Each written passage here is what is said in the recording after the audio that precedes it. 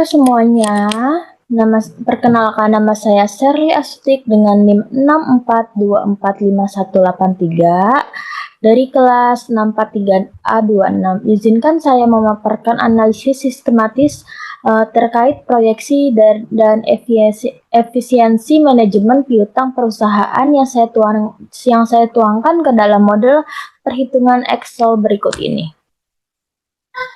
Yang pertama itu ada perputaran piutang. Di sini kita rencana penjualannya itu diambil dari anggaran produksi. Nah, ini itu hasil ini, jadi ini dikalikan dengan ini. Pertama ini kita kan sudah di CTRLC yang dari anggaran produksi sudah kita ambil datanya, yaitu terus habis itu totalnya jadi 29.456.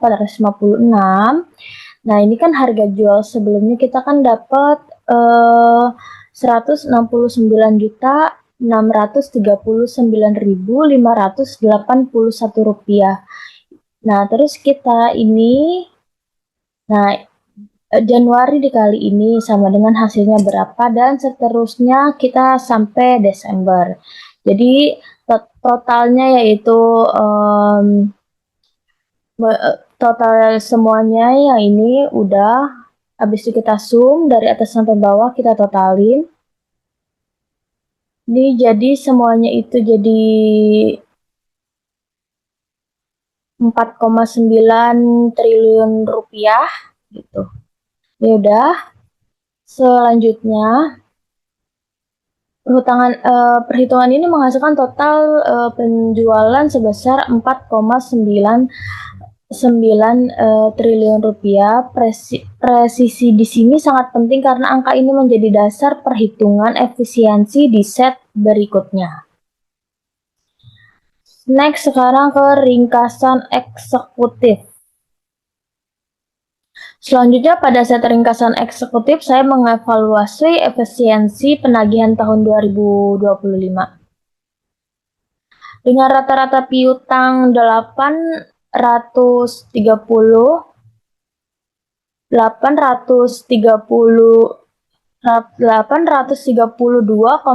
miliar rupiah dan penjualan 4,9 triliun rupiah didapatkan receivable turnover sebesar 6 kali.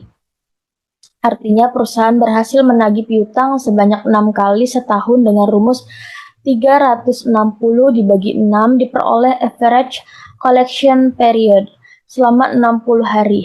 Ini menunjukkan durasi rata-rata dana tertahan di pelanggan sebelum menjadi kas gitu. Dan berikutnya adalah anggaran piutang.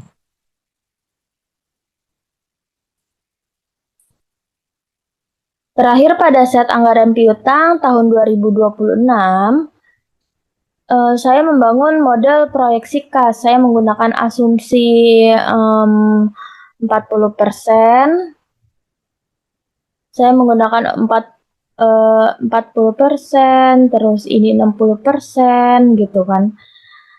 Penjualan kredit. Untuk 60% penjualan kredit saya menerapkan pola penagihan 50% di bulan berjalan, 35% di bulan berikutnya, dan 15% di 2 bulan berikutnya. Dengan menjumlahkan ketiga porsi ini, setiap bulannya saya mendapatkan total penerimaan piutang yang akurat untuk menjaga likuiditas perusahaan. Jadi tabel yang ini itu dari Januari, Februari, dan berikutnya kita pakai di yang ini. Yang di set sebelumnya ini kita taruh, ya kan? Kita jajarin sampai sana. Nah, ini tuh jadi kita dengan pola menyamping gitu ya ke bawah gitu. Misalkan Januari di sini kan 40%. Jadi misalkan Januari misalnya ini dibagi 40%, hasilnya berapa, dan berikutnya jadi miring gitu, Februari, Maret, April, seterusnya. Terus abis itu sesudah itu kita jumlahkan ini ya. Ini dengan menggunakan total yang sum gitu kan.